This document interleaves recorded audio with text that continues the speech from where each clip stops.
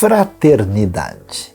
A diretriz de Deus para a nossa vida é amar o próprio Deus e amar o próximo. E tem tanta gente que não percebe a importância da fraternidade para a nossa querida humanidade.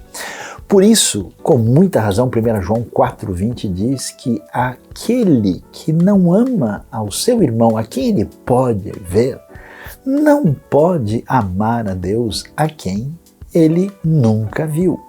Por isso, é muito importante nessa conversa que muitas vezes está cheia de maldade que a gente mude o nosso caminho e aprenda de fato o que significa fraternidade.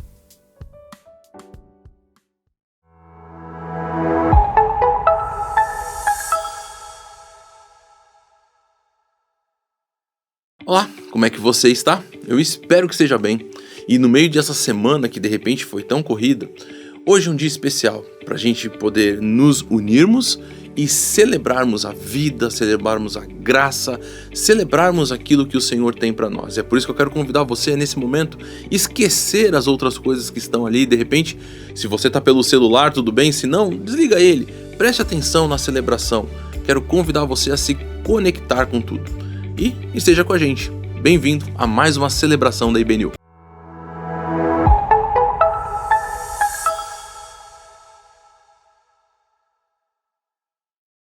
Atenção, atenção! Neste domingo na IBNU presencial, tudo diferente. Não vamos ter 2 momentos com culto 9h30 e celebração 11h15. Não, vai ser uma programação só.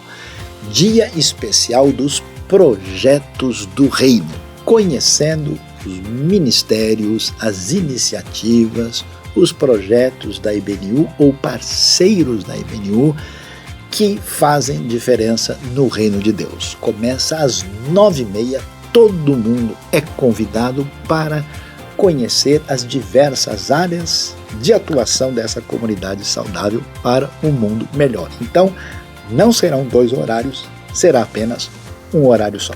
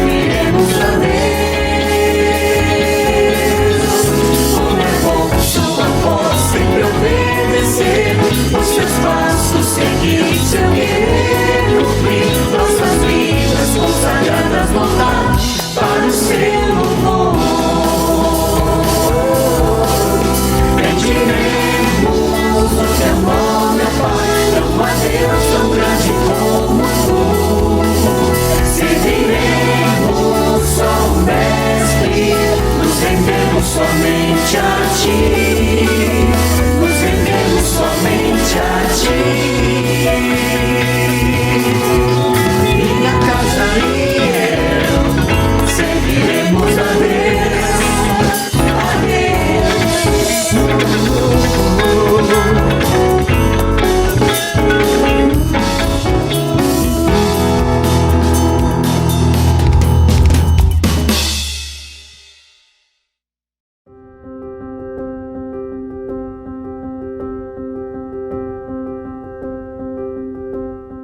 Olá, e agora eu quero te convidar para ter um momento aqui de gratidão. Nesses últimos tempos eu tenho pensado muito sobre como nós olhamos para as questões da nossa vida e vemos coisas que estão faltando. Às vezes alguma coisa que eu sinto falta, às vezes alguma coisa que falha na minha vida e que eu não vejo uma solução. E existe uma passagem na Bíblia que tem tocado muito o meu coração, que é o Salmo 23, versículo 1, no qual ele diz assim: o Senhor é o meu pastor, de nada terei falta. Quer dizer, quando nós olhamos para alguma coisa e vemos que algo está faltando, que algo não está certo, é aí que nós podemos nos apegar nesse Deus maravilhoso, que é o pastor das nossas vidas, que nos conduz, que com certeza está olhando muito mais longe do que a gente consegue olhar, que com certeza vê aquilo que nós não podemos ver. Então, quero te convidar a agradecer a Deus, a se colocar na presença dele e confiar nesse Deus maravilhoso, que com certeza tem o melhor para a sua vida. Deus te abençoe.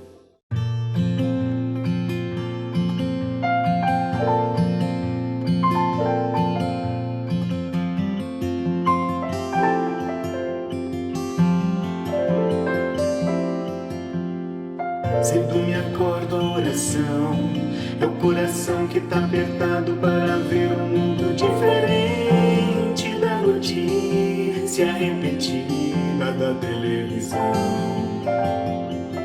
Eu me pergunto onde é que foi, alguém me explica por favor, onde é que foi que nós desaprendemos a viver em união.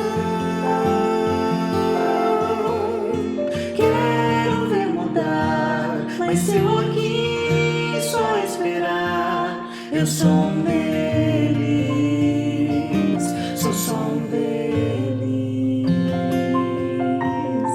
Minha oração só é real transformação se começar em mim. Haja mais amor a começar em mim. Amor que eu tanto quero ver a começar em mim, a começar em mim. Quem me perceber, que antes possa me reconhecer, me descrever em teu amor.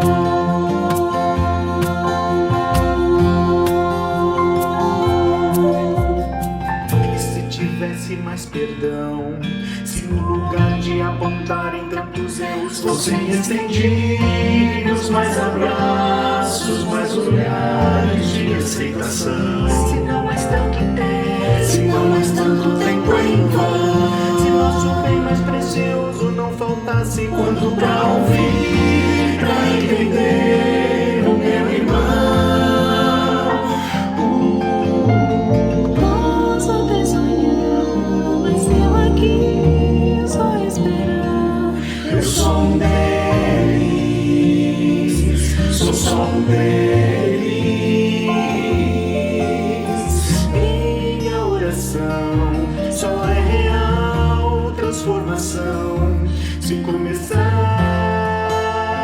em mim. Haja mais amor a começar em mim. Amor que eu tanto quero ver a começar em mim, a começar em mim.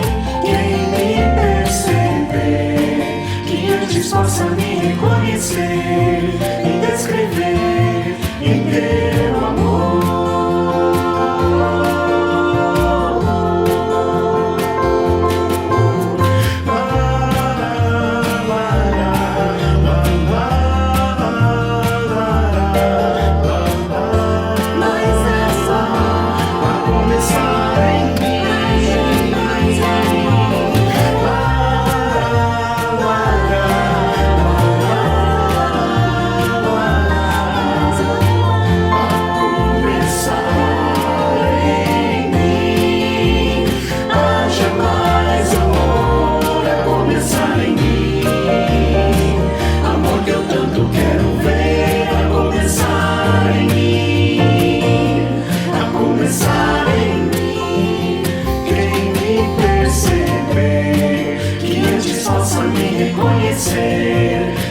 descrever em teu amor.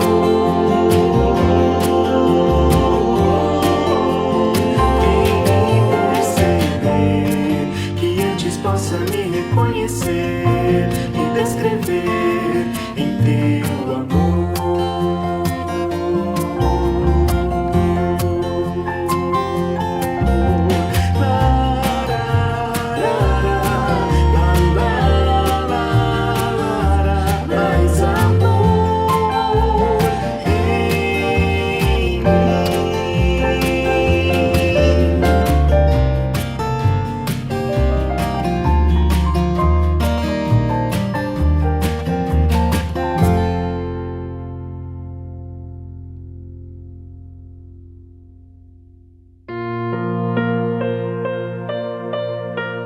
Olá pessoal, me chamo Josué Romano, sou diretor do projeto Um Novo Amanhecer, como vocês já conhecem. E esse momento é um momento muito especial, é um momento de oração.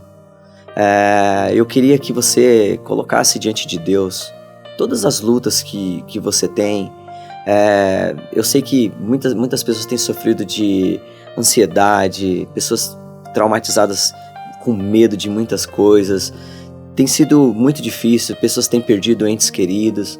E a gente sabe que há guerras internas aqui, que muitas vezes a gente olha para guerras que estão acontecendo no mundo, que realmente a gente não pode negligenciar isso. Mas há muitas guerras internas aqui, há muitas mães perdendo seus filhos para as drogas, há pessoas morrendo no bairro, sendo julgadas e sendo assassinadas pelo crime, há pessoas passando dificuldades terríveis, pessoas perdendo seu emprego e lutando para sustentar sua família. Então eu não sei o que você tem passado, irmão, mas eu quero orar junto com você agora, como igreja, e te dizer que Deus está junto com você, que você não está sozinho. Coloca as suas petições diante do Senhor, entrega as suas ansiedades para Deus, que eu sei que Ele vai te responder, tá bom? Eu quero orar com você nesse momento, tá? Feche seus olhos. Senhor Jesus, o Senhor tem controle de tudo e o Senhor sabe tudo o que está acontecendo. Eu quero te pedir, Pai, hoje, Pai, vai de encontro, Pai, às pessoas que têm sofrido, Pai, que estão sofrendo, Pai, com perca de entes queridos, pessoas que estão sofrendo, perdendo seus filhos para as drogas, pessoas também, Pai, que têm sofrido, perdendo seus empregos. Eu te peço, Senhor, guarda cada uma delas e ajude que elas descansem no Senhor. E sabe que o Senhor, Pai, está no controle de tudo e que o Senhor pode mover qualquer situação. E que elas precisam, Pai, primeiro estar bem contigo. Que elas precisam entregar, Pai, o coração genuinamente para Ti, Senhor. Entregar as vidas por completo e entregar todas as ansiedades diante de Ti. Eu te peço em nome de Jesus, Pai. Vai de encontro cada uma delas, Pai. Eu te peço isso, Pai. Em nome de Jesus. Amém.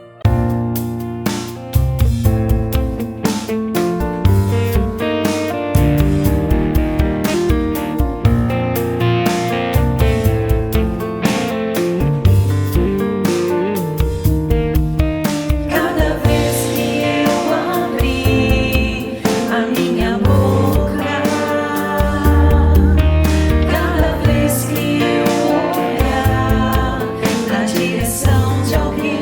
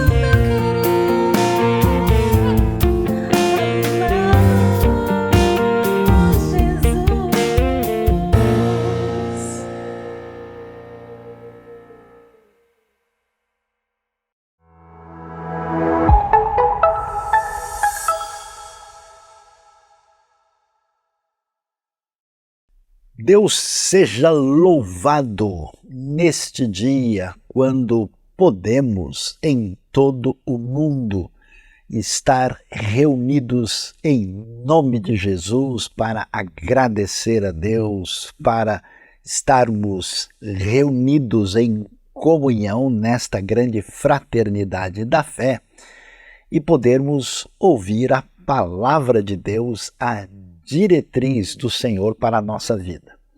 E hoje você é convidado aqui a refletir comigo sobre um tema que certamente mexe com a nossa cabeça. Essa não. A Bíblia passa pano para a escravidão. Você sabe, há pouco tempo aí nós estávamos nos lembrando da libertação de escravos na história brasileira. Uma triste mancha que está presente na nossa história e não só na nossa. Terrivelmente, a escravidão tão denunciada, tão decantada na poesia de Castro Alves, uma das nossas grandes referências da literatura, é uma realidade que esteve sempre presente na história humana. E para refletir sobre isso, muitas vezes eu vejo pessoas pensando no assunto e dizendo, olha, mas como é que pode, né, no mundo que a gente está buscando aí uma sociedade mais saudável, equilibrada, adequada, fraterna, a gente às vezes vai ler o próprio texto bíblico e parece que esse tipo de coisa está presente lá nos tempos antigos, na própria literatura bíblica. Então eu convido você a acompanhar comigo o texto do Evangelho de João, capítulo 13, para vermos o que a palavra de Deus nos apresenta. A Bíblia diz o seguinte, versículo 1 de João 13. Um pouco antes da festa da Páscoa, sabendo Jesus que havia chegado o tempo em que deixaria este mundo e iria para o Pai, tendo amado os seus que estavam no mundo, amou-os até o fim. Estava sendo servido o jantar e o diabo já havia induzido Judas Iscariotes, filho de Simão, a trair Jesus. Jesus sabia que o Pai havia colocado todas as coisas debaixo do seu poder e que viera de Deus e estava voltando para Deus. Assim, levantou-se da mesa, tirou sua capa e colocou uma toalha em volta da cintura. Depois disso, derramou água numa bacia e começou a lavar os pés dos seus discípulos, enxugando-os com a toalha que estava em sua cintura. Chegou-se a Simão Pedro, que lhe disse, Senhor, vais lavar os meus pés? Respondeu Jesus, você não compreende agora o que estou lhe fazendo. Mais tarde, porém, entenderá. Disse Pedro, não, nunca lavarás os meus pés. Jesus respondeu, se eu não os lavar, você não terá parte comigo. Respondeu Simão Pedro, então, Senhor, não apenas os meus pés, mas também as minhas mãos e a minha cabeça. Respondeu Jesus, quem já se banhou precisa apenas lavar os pés. Todo o seu corpo está limpo. Vocês estão limpos, mas nem todos, pois ele sabia quem iria traí-lo, e por isso disse que nem todos estavam limpos. Quando terminou de lavar-lhes os pés, Jesus tornou a vestir sua capa e voltou ao seu lugar. Então lhes perguntou, vocês entendem o que eu lhes fiz? Vocês me chamam mestre e senhor, e com razão, pois eu o sou. Pois bem, se eu, sendo senhor e mestre de vocês, lavei-lhes os pés, vocês também devem lavar os pés uns dos outros. Eu lhes dei o exemplo para que vocês façam como lhes fiz. Digo-lhes verdadeiramente que nenhum escravo é maior do que o seu senhor, como também nenhum mensageiro é maior do que aquele que o enviou. Agora que vocês sabem essas coisas, felizes serão se as praticarem. Que coisa impressionante esse texto de João capítulo 13. E o que nós vamos observar aqui? A gente começa lembrando, o começo do texto diz que já eles estão ali na semana da Páscoa. Nós temos aqui a última Páscoa do ministério de Jesus na ocasião da semana da sua paixão. E aqui, um pouco antes, né, se você continuar, vai ver que logo em seguida aparece o cenário que envolve, né, o momento quando eles vão participar da ceia, e ali aparece o enfoque da traição de Judas Iscariotes. Então a gente pode imaginar o que acontece aqui. Nós temos Jesus com os discípulos se preparando para esse momento especial da Páscoa, e Jesus, né, está ali no cenáculo, está ali naquele momento quando ele pretende, né, ensinar e acabar dizendo tudo o que eles devem entender sobre a questão da Páscoa e da nova Páscoa, nova aliança, a partir do que ele vai fazer em nosso favor. E aí ele começa a ensinar. E é interessante como João dá esse destaque extraordinário do ensino de Jesus, que tem a ver com lavar os pés dos discípulos. E para a gente entender esse cenário, é importante, né, a gente compreender aqui que lavar os pés, tanto no mundo judaico como no mundo greco-romano, era tido como uma atividade da mais baixa possível. Isso quer dizer que o servo do servo, o mais simples dos servos, para a gente traduzir de maneira direta, a pessoa que estava numa condição praticamente similar ao que nós vemos como escravidão, em muitos casos, essa era a pessoa que fazia isso. E aí quando a gente ouve falar desse assunto, a gente pensa, mas que coisa estranha, como é que é direito essa história de escravidão? Como é que a gente entende isso? Para compreender esse assunto, vale a pena olhar a própria Bíblia. Então, em primeiro lugar, vale a pena destacar que nós temos, né, uma percepção da escravidão no ambiente mais recente, quando você vê uma escravidão feita com prática de muita violência. A gente tem a escravidão desse ambiente mercantilista, né, quando várias nações com poder, né, colonial, desde o período do Império Otomano, depois dos grandes impérios europeus, como portugueses, espanhóis, ingleses, escravizaram outros povos, principalmente no caso da história das Américas e brasileira, né, africanos que eram comprados e trazidos, e a gente tem realmente imagens de extrema crueldade. Apesar de sempre isso ser um negócio terrível, muitas vezes, no contexto antigo, a escravidão não era tão brutal em todas as ocasiões. Para você ter ideia, por exemplo, havia professores, mestres, estudiosos, filósofos gregos que eram tecnicamente escravos e que davam aula para os seus, vamos dizer, senhores romanos e os seus filhos. A condição dele, do ponto de vista social e jurídico, era de escravo, mas ele não estava sujeito a maus tratos, como nós vemos em muitas realidades mais assustadoras, quando a escravidão de fato envolve uma questão comercial pesada. Então veja bem, quando a gente lê o texto de Êxodo 21, verso 16, você lê o seguinte: aquele que sequestrar alguém e vendê-lo ou for apanhado com ele em seu poder, terá que ser executado. Então essa escravidão, do tipo de alguém chegar lá, invadir um lugar e maltratar as pessoas e tomar, né, o domínio da situação com violência, isso era completamente inaceitável. Então, o tipo de escravidão que a gente conhece na nossa experiência dos últimos séculos não é sempre aquilo que está em vista. E o que a gente vai descobrir? Olha que coisa interessante. Apesar do ambiente social onde a revelação bíblica se deu, e aqui é muito importante a gente entender isso, que não tem nenhum texto bíblico dizendo, olha, tenham escravos, vão lá, façam isso.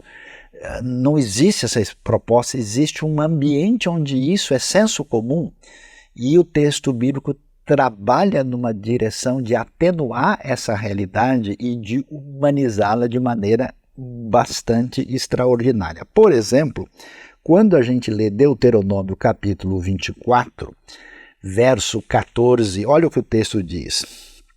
Não se aproveitem do pobre necessitado, seja ele um irmão israelita ou um estrangeiro que viva numa das suas cidades.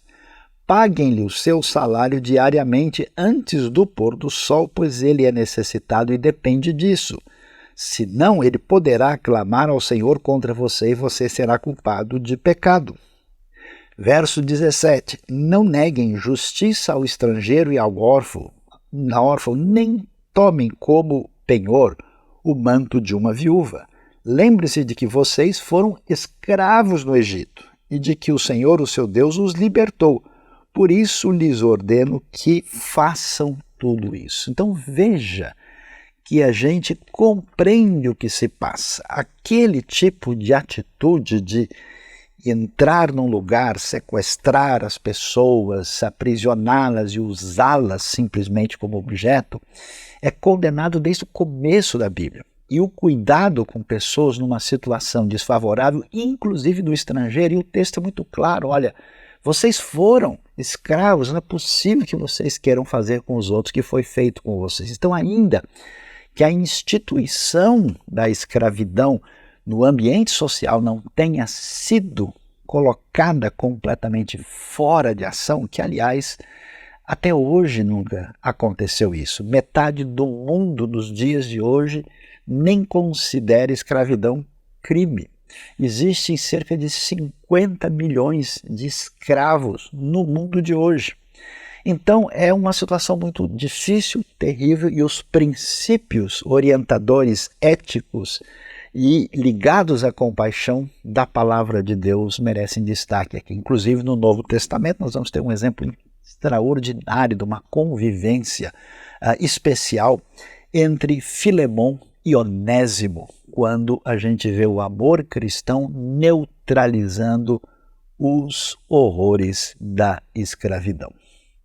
Quando a gente entende isso e começa a compreender melhor o texto bíblico, aí a gente agora tem como entender com mais clareza o que está acontecendo aqui no Evangelho de João. É interessante que nós temos um texto paralelo, né, que chama a nossa atenção, que aparece no livro de Lucas, capítulo de número 22, na ocasião muito próxima ao que acontece de maneira complementar no Evangelho de João. Olha o que acontece nesse cenário para a gente entender o que está em vista aqui. Lucas 22, verso 24, vai dizer: surgiu também uma discussão entre eles acerca de qual deles era considerado o maior. Jesus lhes disse: os reis das nações dominam sobre elas e os que exercem autoridade sobre elas são chamados benfeitores. Mas vocês não serão assim. Ao contrário, o maior entre vocês deverá ser como o mais jovem. E aquele que governa como o que serve. Não é o que está à mesa, mas eu estou entre vocês como quem serve.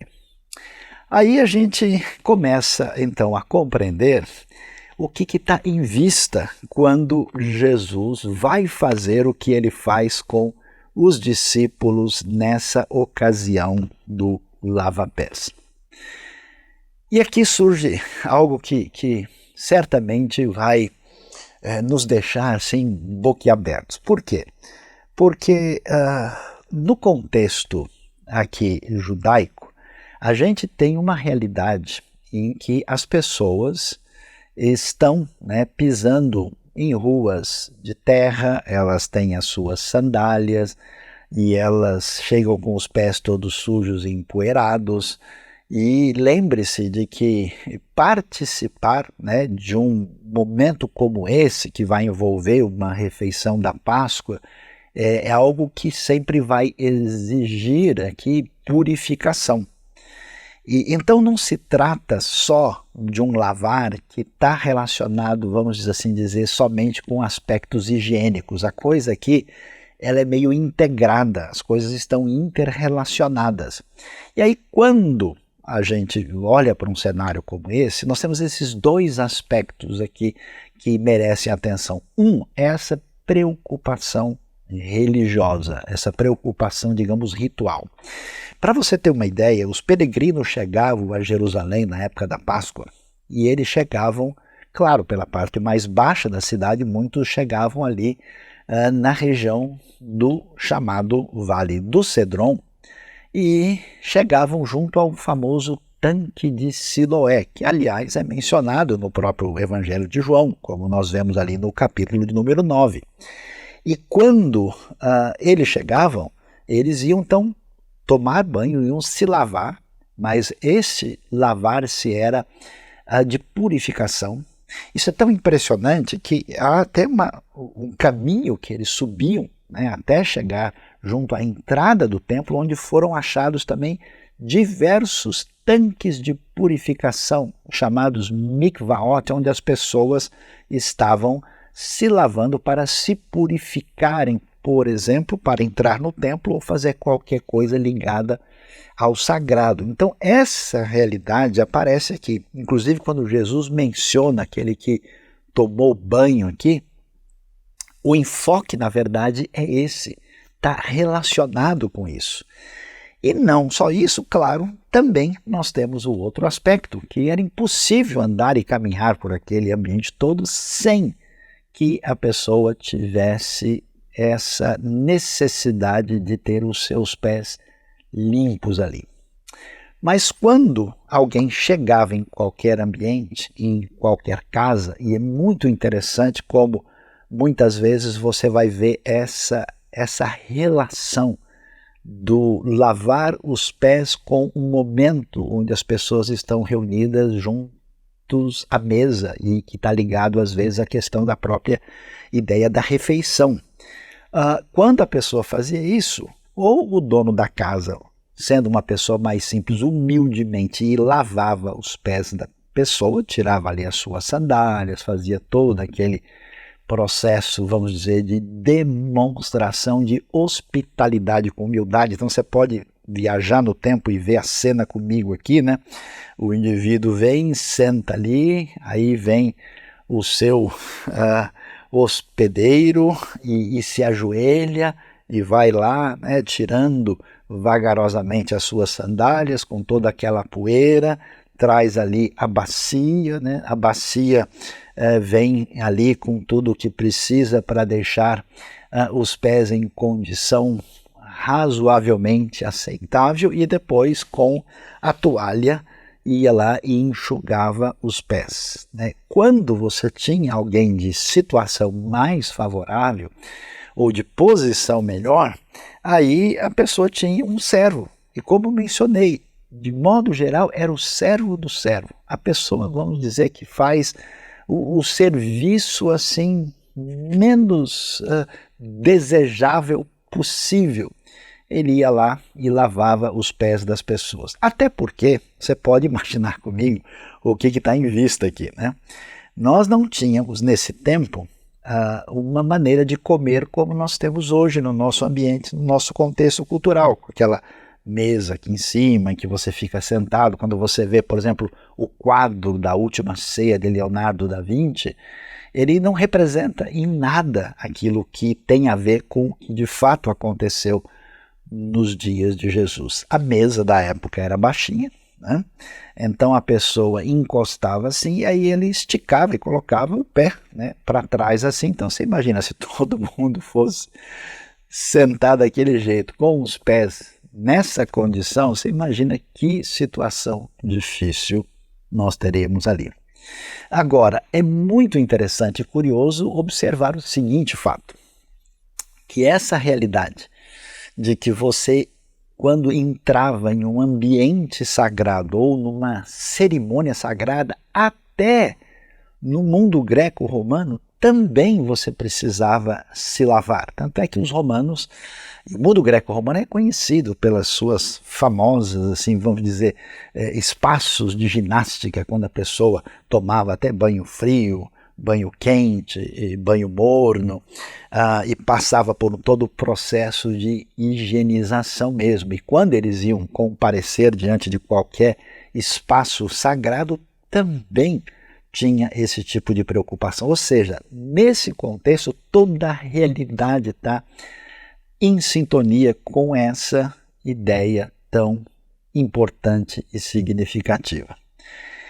Então, quando a gente olha com atenção para isso, nós vamos descobrir que essa realidade tem elementos lá atrás. Quer ver que coisa interessante? Quando a gente olha para o texto do livro de Êxodo e olha para o que o texto bíblico vai nos falar lá no capítulo 40, no finzinho de Êxodo, preste atenção para você ver o detalhe quando nós lemos o verso 30 até 32. Colocou a bacia entre a tenda do encontro e o altar e encheu-a de água. Moisés, Arão e os filhos deste usavam-na para lavar as mãos e os pés.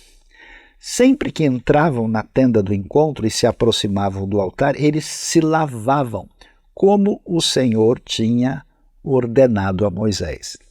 E a gente vai ver em vários textos do Antigo Testamento essa referência presente quando nós temos essa menção desse lavar cerimonial, ritual, que tem a ver com a ideia de estar presente diante de Deus de uma maneira especial e muito particular. Então, quando a gente entende esse cenário, a gente vê esses dois elementos presentes aqui, e aí a gente deve olhar com atenção um outro texto do Novo Testamento que vai falar sobre essa realidade que também tem a ver com o que nós encontramos no lavar dos pés. E é muito interessante porque esse texto tem uma conexão extremamente significativa quando nós lemos o texto de Lucas capítulo 7. Olha que coisa interessante, porque a ideia é pureza ritual, uma espécie de atitude de, vamos dizer, reverência diante de Deus, e também pelo fato de você comparecer de uma maneira em que você está limpo plenamente. Portanto, nós temos a questão de não só ritualismo e cerimônia, mas também em relação à vida pecaminosa. E olha que coisa que chama a atenção. Quando lemos Lucas 36, 7, versículo 36 em diante, o texto diz: convidado por um dos fariseus para jantar. Aqui é um outro momento de comer também junto à mesa. Jesus foi à casa dele e reclinou-se à mesa. Ao saber que Jesus estava comendo na casa do fariseu, certa mulher daquela cidade, uma pecadora, trouxe um frasco de alabastro com perfume e se colocou atrás de Jesus a seus pés. Chorando, começou a molhar-lhe os pés com as suas lágrimas. Depois os enxugou com seus cabelos, beijou-os e os ungiu com perfume. E o texto vai terminar dizendo que lá na frente, quando Jesus conversa com Simão, lhe dá uma boa lição e restaura a vida daquela mulher, o texto diz no verso 47, portanto eu lhe digo, os muitos pecados dela lhe foram perdoados, pois ela amou muito, mas aquele a quem pouco foi perdoado, pouco amas. Então Jesus disse a ela, seus pecados estão perdoados. Então, diante desse cenário, a gente agora começa a entender o que está acontecendo aqui. Os discípulos, nesse momento, nessa festividade, que está lembrando de libertação da escravidão, numa proposta de ansiedade por libertação do Império Romano, do poderio romano, estão ali. E como nós vimos lá em Lucas 22, o assunto entre eles é quem é que deve ser o maior. Aliás, quando a gente pensa sobre isso, a gente entende a dinâmica, se é que a gente pode dizer que a gente entende, quer dizer, a gente pelo menos pode acompanhar com o raciocínio qual é a dinâmica da escravidão.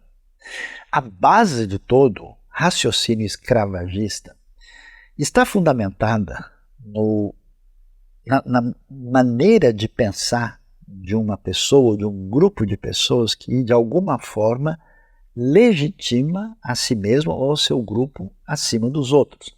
É como alguém que se coloca, por exemplo, como fez o faraó do Egito, que se considerava divino e, portanto, tinha direito de ter todo mundo debaixo dos seus pés. E a história humana, num grau maior ou menor, nas palavras do famoso filósofo Thomas Hobbes, o homem se torna o lobo do próprio homem.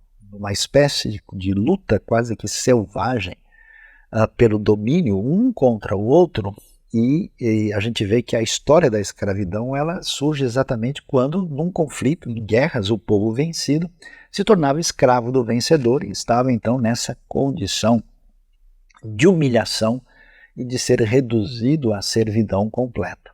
Então essa é a caminhada humana, é a luta pelo poder que chega à loucura, Quando a gente vê, por exemplo, a história dos imperadores romanos, a gente vê a história dos grandes, terríveis tiranos da humanidade, eles de fato mostravam uma insensibilidade total, uma facilidade de matar pessoas, abertamente defendiam genocídios, assassinatos e geralmente tinha uma linha divisória. Por que tais grupos humanos ou tais pessoas devem ser colocadas debaixo dessa situação? Então a pergunta que a gente vem, como é que se lida com isso? Qual que é o remédio? Qual que é o elemento que pode fazer parte de nós para neutralizar esse maldito veneno presente na história humana? E aqui a gente, olhando para Jesus, nós vamos ver um caminho exatamente numa outra direção. Olha que coisa interessante, vamos voltar e olhar com atenção o texto de João capítulo 13. E o que é que nós encontramos aqui nesse texto tão extraordinário? Chama muito a atenção o fato de que quando o texto de João relata o que está acontecendo com Jesus, o primeiro destaque que ganha um paralelo com outro momento quando os pés de Jesus vão ser lavados. Aqui vai ser lavado com a bacia com água, e lá vai ser lavado com as lágrimas da mulher pecadora.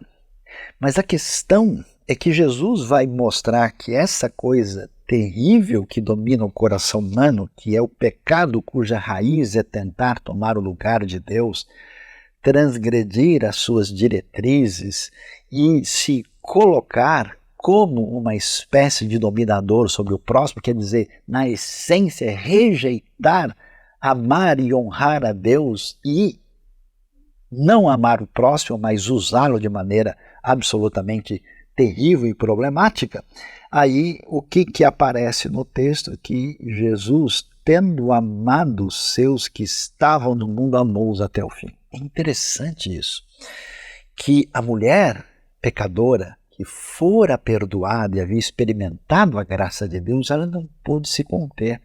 Então, mesmo estando numa localidade, na casa de Simão, onde a sua presença não era nada desejável, ela vai lá e passa a se colocar na posição de servidão mais, vamos dizer, baixa possível e com uma postura afetiva extraordinária, mostrando toda a sua gratidão e amor a Jesus. Aqui nós vemos Jesus agindo assim com seus discípulos, que vamos falar a verdade, os discípulos complicados eram esses.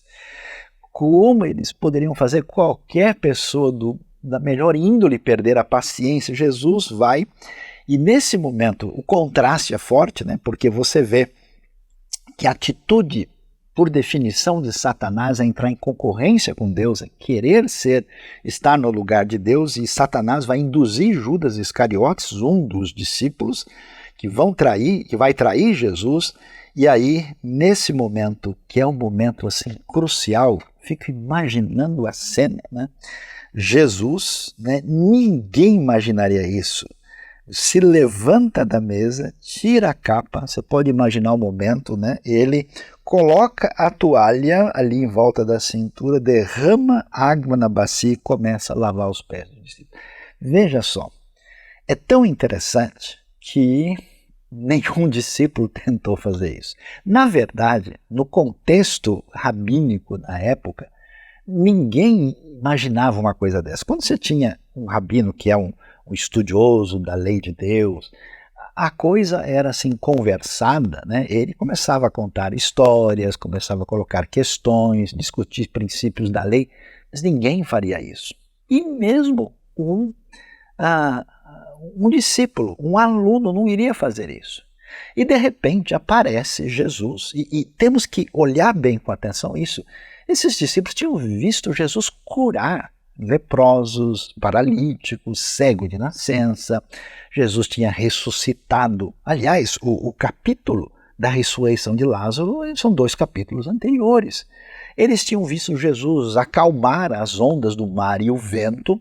E agora, você imagina assim o susto, né, desse pessoal, vamos dizer, a situação de estarem completamente perplexos e atônitos quando Jesus, e o texto é detalhado, derrama água na bacia, vai lá e começa a lavar os pés dos discípulos e enxugar com as toalhas. Eu fico imaginando um olhando no rosto do outro sem entender nada, talvez com receio de interromper alguma coisa, e quem poderia ser, quem mais queria fazer isso? Adivinha, nosso amigo Pedrão está lá, e o Pedrão não pôde se conter. Simão Pedro então disse: Senhor, peraí, o senhor vai me lavar os pés, né?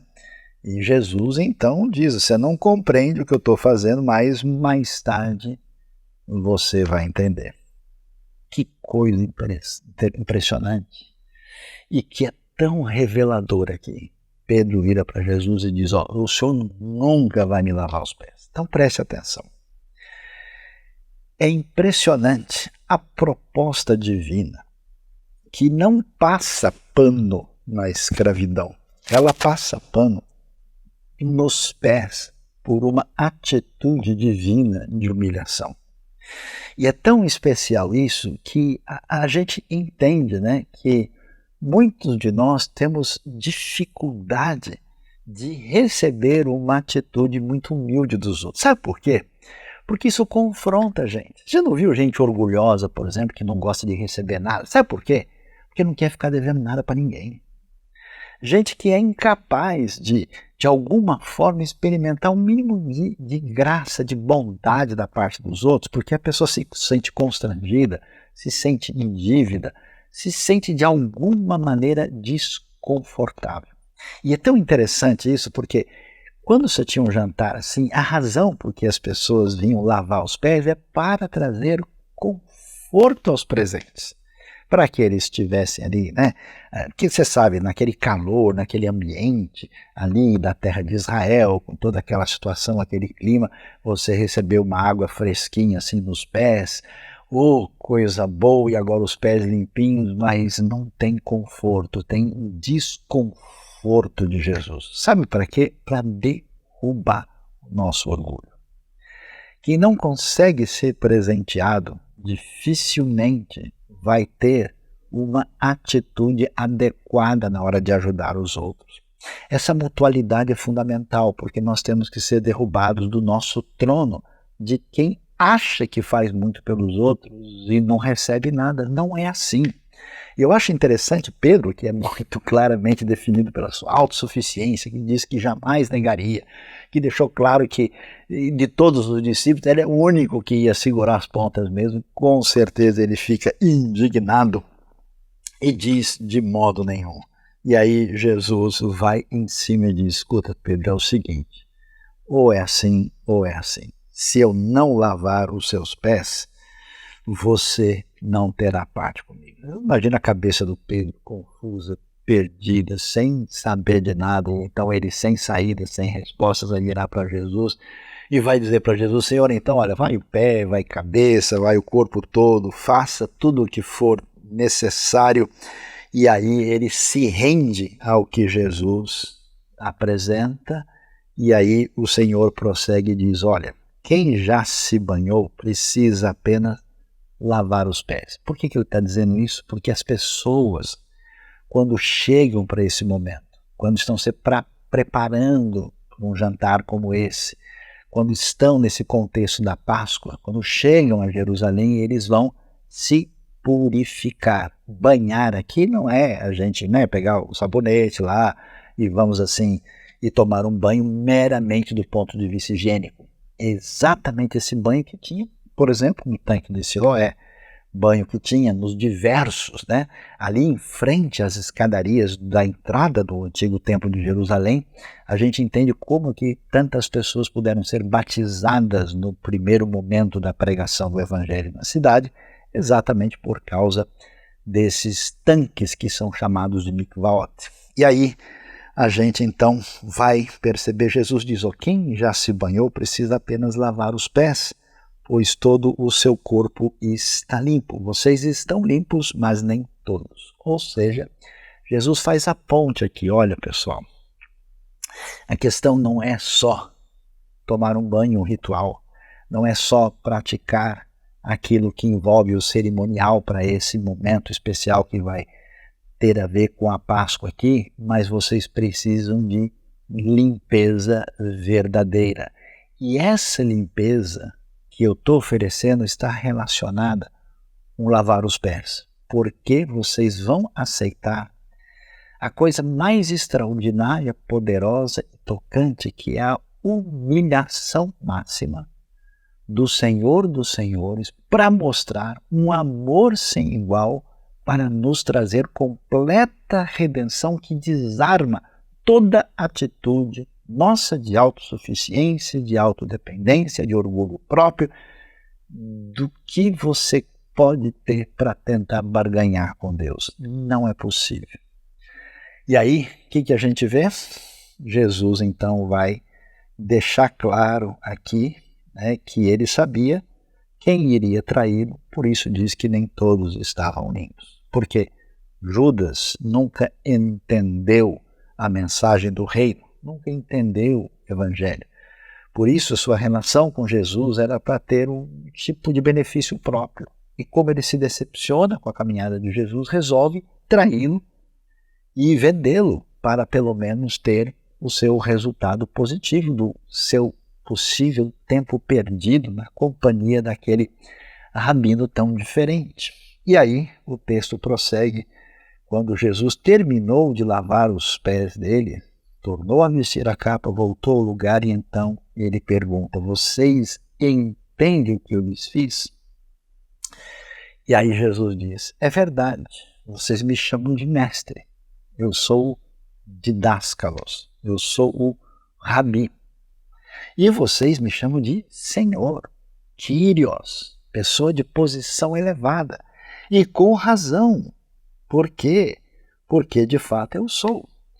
Pois bem, se eu, sendo Senhor e Mestre de vocês, lavei os pés de vocês, vocês também devem lavar os pés uns dos outros. Jesus prossegue e diz: eu lhes dei o exemplo para que vocês façam como eu fiz. E eu digo a verdade, nenhum escravo é maior do que o seu senhor, como nenhum mensageiro é maior do que aquele que enviou. Jesus então deixa claro o seguinte, que a maneira de lidar com essa realidade está totalmente relacionada com a disposição, atenção, da gente se colocar na postura de escravidão.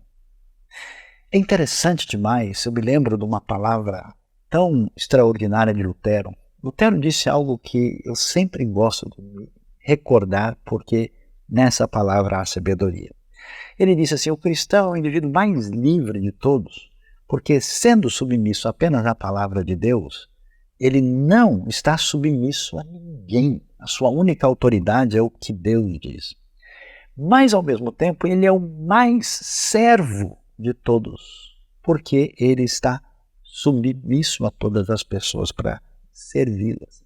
Então a pergunta é como é que o câncer da escravidão, que não é legitimado pela sabedoria divina na Escritura, tem os seus dias contados quando nós, movidos pelo amor, pela compaixão, pela atitude de servo, voluntariamente nos colocarmos numa posição de servo, de servidão e de amorosa escravidão voluntária. E isso é significativo porque quando a gente faz isso, a gente descobre que a gente não tem como estar numa posição acima de ninguém, porque essa posição não nos pertence. Essa posição pertence somente ao Senhor. A nossa situação é como pensar num carro, num veículo, numa máquina, onde você tem um motor e as outras peças estão ali em função daquele motor. E eu preciso descobrir a minha condição. O caminho da exaltação sempre é um caminho de descida. O caminho de felicidade real nunca é encher a sua própria bola na direção de uma posição elevada. Nunca é sonhar com um pedestal, mas de entender a atitude divinal, fenomenal da parte de Jesus. Quer ver como isso é impressionante?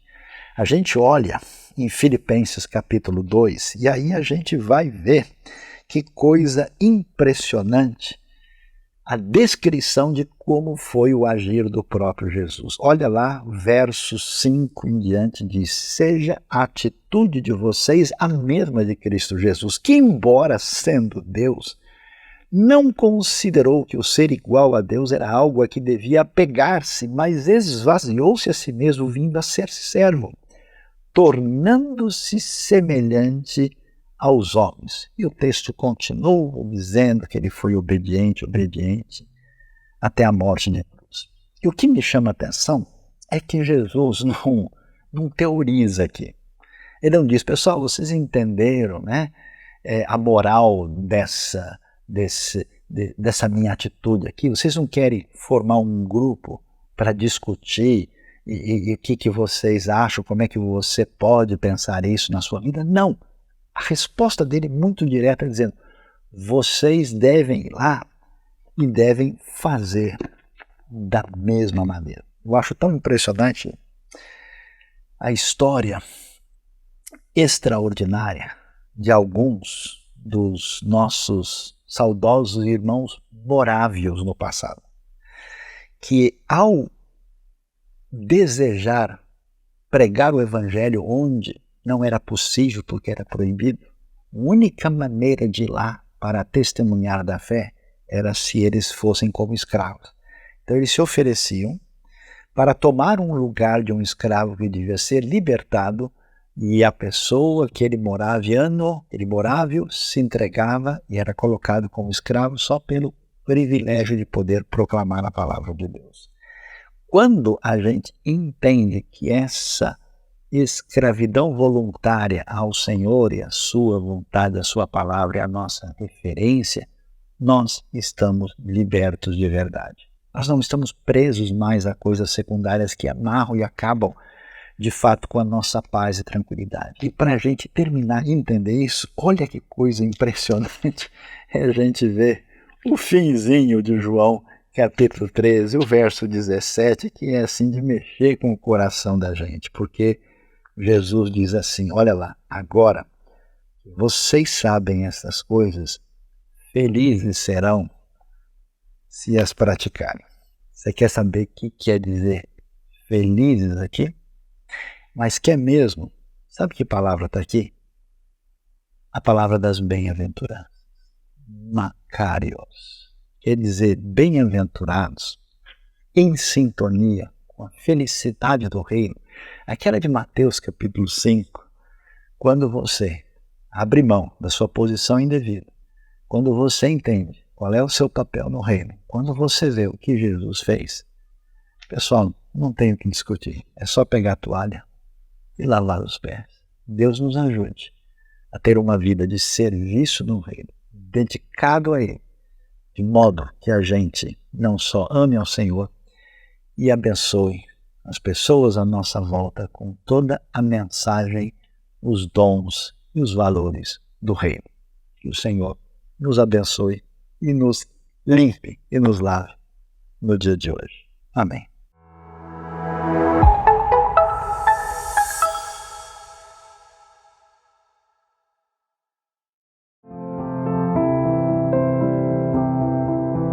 Meu nome é Anatoly Shmelihovsky, eu sou missionário da Ucrânia, que posso falar o seu idioma porque estudei aqui no Brasil, e o Brasil se tornou também a nossa casa. E na verdade, com vocês, brasileiros, como a Igreja Batista Brasileira, a gente aprendeu a fazer missões, a gente aprendeu a amar a Cristo, o Senhor das missões. Então, hoje na Ucrânia nós temos passado por momentos muito difíceis. Você talvez sabe, talvez não, mas a Igreja da Ucrânia, nos últimos 30 anos, cresceu mais na Europa. Mais igrejas nós tivemos na Ucrânia, mas com a chegada do soldado russo, nós estamos passando por várias dificuldades. Por falar nisso, a primeira coisa que o soldado russo faz, quando chega no território ucraniano, ocupando uma cidade, eles fecham todas as igrejas protestantes e católicas, porque eles acham que não é uma igreja verdadeira. Então, cerca de 80 igrejas pararam de funcionar. Somente igrejas batistas naquela região que foi ocupada pelos soldados russos. Mais de 30 templos batistas literalmente foram destruídos. Muitos seminários que foram fundados depois da queda da União Soviética foram literalmente destruídos também. Mas sabe o que? No meio dessa dor, a gente percebe um mover de Deus especial. A gente percebe que as igrejas até começaram a crescer.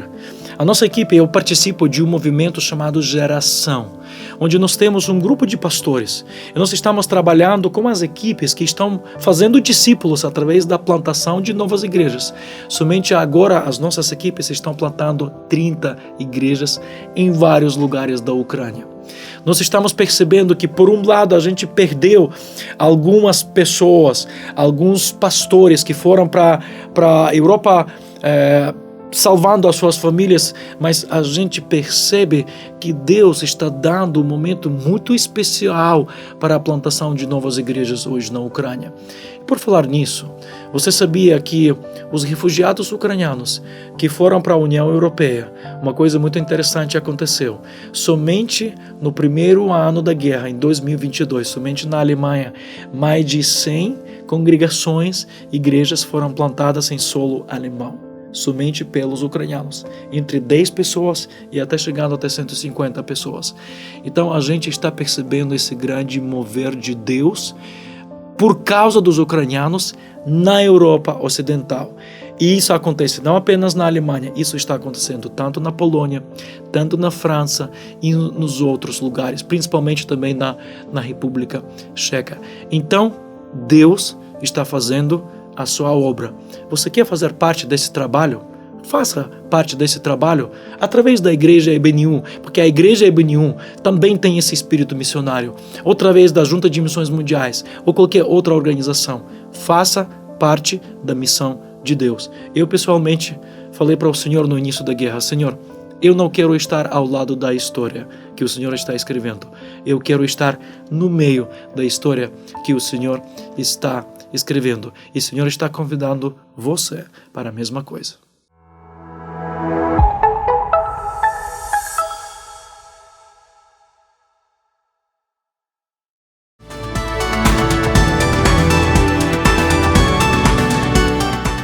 No próximo domingo, dia 26 de maio, às 11 horas da manhã, a IBNU estará realizando a sua Assembleia Geral. Essa Assembleia faz parte do Estatuto da IBNU, nós precisamos realizá-la uma vez por ano e será nesse domingo, dia 26. Então todos os membros da IBNU estão convocados a participar, nós temos decisões importantes, temos informações também que precisamos passar para a nossa membresia. Você está aqui convocado para participar da Assembleia, dia 26 de maio, às 11 horas da manhã, aqui no Espaço IBNU. Ensino IBNU, toda quarta e toda quinta, essencial para todos. nossa escola bíblica, nosso momento de estudo, especialmente Igreja Bíblica, Igreja Relevante. Como que a gente deve ser ali um cristão raiz, fundamentado na palavra e ao mesmo tempo tendo relevância e conseguindo fazer diferença no mundo de hoje. Não perca, vejo você lá, importante para todos da IBNU, especialmente para a nossa liderança em todos os sentidos. No dia 1º de junho, às 15h30, nós teremos o nosso Arraiá de Oração, que é o nosso encontro de oração do mês de junho. Então você é convidado a vir aqui na IBNU, nós vamos ter um encontro presencial para nós podermos orar, colocar os nossos pedidos diante do Senhor, agradecimentos também. Teremos a oportunidade de ouvir testemunhos a respeito do que Deus tem feito e vai ser também uma festa muito agradável, com comida típica. Entre em contato conosco aqui através da conexão para você se inteirar de tudo que você pode fazer e venha participar conosco desse encontro tão especial. Que bom que você está com a gente. Não deixe de curtir as nossas redes, Instagram, o Facebook e o YouTube. Também não deixe de curtir os nossos canais. Agradecemos muito esse tempo e agradecemos principalmente a Deus. Obrigado.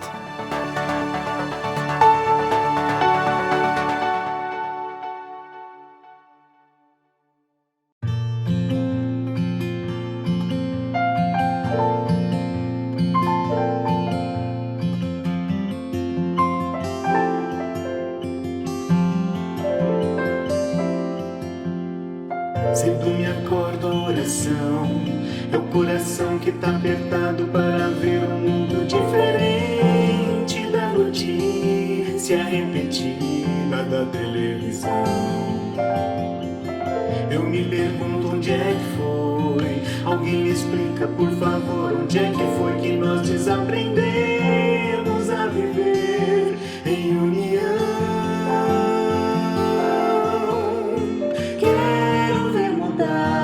Mas eu aqui só esperar, eu sou um deles,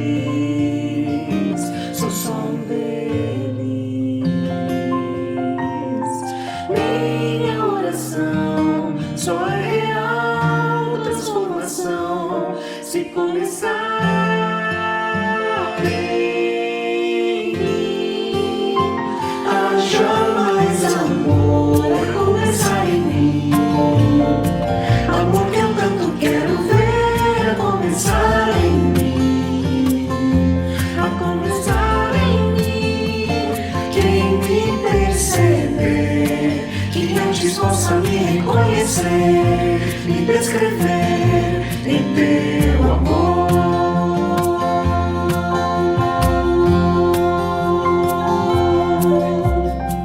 E se tivesse mais perdão, se no lugar de apontarem tantos erros fossem estendidos mais abraços, mais olhares de aceitação. Se não és tanto tempo, se não és tanto tempo em vão, se nosso bem mais precioso não faltasse quanto pra ouvir, pra entender o meu irmão.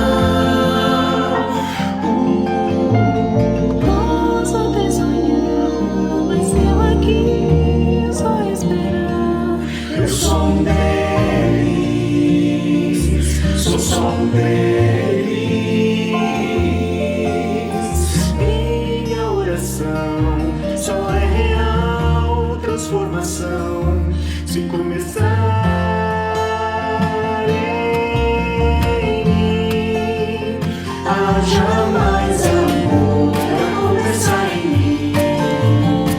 Amor que eu tanto quero ver a começar em mim, a começar em mim. Quem me perceber, que antes possa me reconhecer, me descrever em teu amor.